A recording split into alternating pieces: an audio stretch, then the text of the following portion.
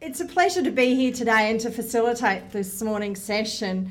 It was very pleasing when the Brotherhood and EV approached SV to sponsor this event. I just jumped at the opportunity. Our philosophy at Sustainability Victoria, and certainly my own personal philosophy, having worked in this space for some 30 years, is really akin to what you've just heard from Kelly and Tony. Sustainability is a concept that needs to be integrated into every aspect of Victorian life. It's not something that sits off at the side. It's not something that you do at 5 to 5 to say, gee, I've done something sustainable today, now I can go home. You need to embed it, whether it be business embedding it into their processes, consumers embedding it into their purchasing choices, or whether it's in green jobs. And that's why we're here today. And today's event is also sustainable. If you have a look at the partners that are involved in this, not just the Brotherhood and EV, but if you look at the list of speakers, and we have the work that NOUS has done, we have business involved in the process. It's about integrating sustainability into how we think.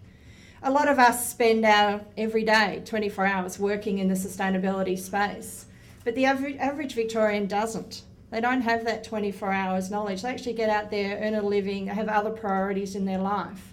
And we need to make sustainability relevant to them in their everyday life. It works that way, not the other way around. And so to bring together a forum like this in terms of green jobs, to think through those processes in an integrated way, not just as single sector interests, but actually together in partnership, may help us take those steps forward to embed sustainability. So my job today, though, is not to continue talking about my passion around sustainability, but to facilitate today. And really the timing of today's forum was pretty important. The green jobs, as I think most of us are aware, has been identified as a key priority by the Premier in the annual statement of intent that he delivered in February, in which the Premier acknowledged that innovation and climate change were the key drivers for the 21st century economy. And the information that is gathered today through this morning's discussions and the workshops this afternoon will be gathered together and provide input into the government's Green Jobs Action Plan. And our thanks to NOUS for helping to pull that together. Kelly talked about the either or, that sometimes around we hear discussions of people saying, well, you either have green, you go green, or you have development. And today is about debunking that myth, of actually showing, as Kelly, I thought, fairly articulately described, that the two go hand in hand. And I saw strong evidence. Well, no, let me tell you, when I was thinking last night about what I was going to say today, I was going to talk about how I saw some strong evidence yesterday of debunking that myth together with Wayne Kaler-Thompson from VECI. But actually now it's a little bit of a mixed message after I watched the news last night. So my strong evidence that we're moving to integrate and embed sustainability was Wayne and I were part of a launch with the Premier and the Minister, Gavin Jennings, with the Collingwood Football Club, who launched a Green Magpies membership yesterday. So if Collingwood can get on board and see the business case, surely the rest of us can. And I'm not a Collingwood supporter, as was mentioned yesterday.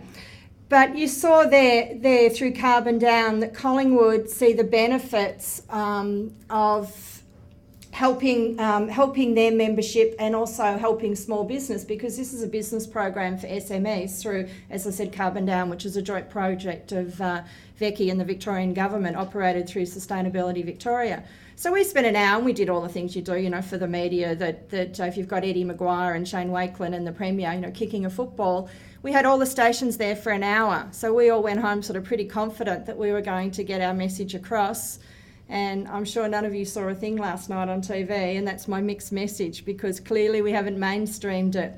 So we're going to have to rely on, Ian told me we're going to have to rely on the Collingwood TV station to get the message out about Collingwood's action. So I don't believe I'm going to say this, but I encourage you all to go and watch Collingwood's TV station, at least to watch that for us.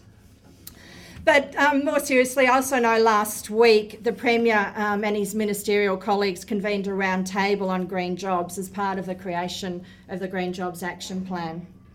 And we all know developing a plan like this is no small task, and that brings us as to why we're together today.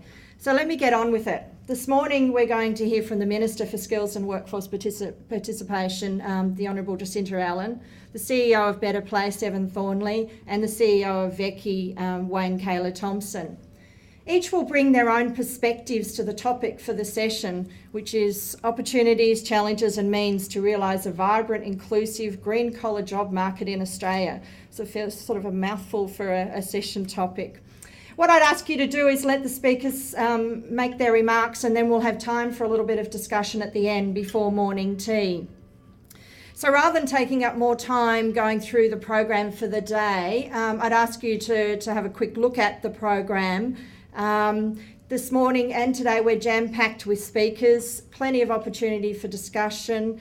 During this afternoon we have 5 concurrent workshops occurring after lunch. There have been a couple of changes to the program. Unfortunately, Sharon Burrow, the President of the ACTU, had an engagement that she couldn't get out of now this morning, but she is coming at 4 p.m. this afternoon, so that's terrific that she still made space in her diary. And also I think Tony Gray from Visi was unable to attend. I'm asked to remind you, if you haven't already signed up for the workshops, please do so. They're outside, so at morning tea. This is necessary for VECI and the organisers so that they can set up the various meeting rooms. Morning tea, lunch and afternoon teas provided. There are vegetarian options available. Toilets are just outside and to the left. I think Chris mentioned that. They're near the stairs that we need. The presentations from today will be available on the Brotherhood of St Laurence website and EV by, I'm told, Wednesday of this week. And just to let you know that, of course, this is a carbon neutral event. It's been offset with purchasing of renewable energy to fully cover the event. And in addition, there's been funding of revegetation of native ecosystems from Climate Positive. So that's all my housekeeping comments that I want to make, and now I'd like to turn to the main event, the program itself. And it's my pleasure to introduce our first speaker, the Minister for Skills and Workforce Participation and Minister for Regional and Rural Development, the Honourable Jacinta Allen. The Minister was elected as the member for Bendigo East in September 1999, and she is the youngest woman ever elected to the Victorian Parliament. She served as the Minister for Skills, Education Services, Employment, and Minister for Women's Affairs and Minister for Employment and Youth Affairs. Her portfolios, I mention them because they're so important for a discussion like today, particularly when we go back to the integration theme, because we're not only talking about skills and employment creation, but we're also talking about the potential for new opportunities and growth in regional and rural Victoria. And I'm sure that will also come up in today's discussions. So I invite the Minister to take the podium.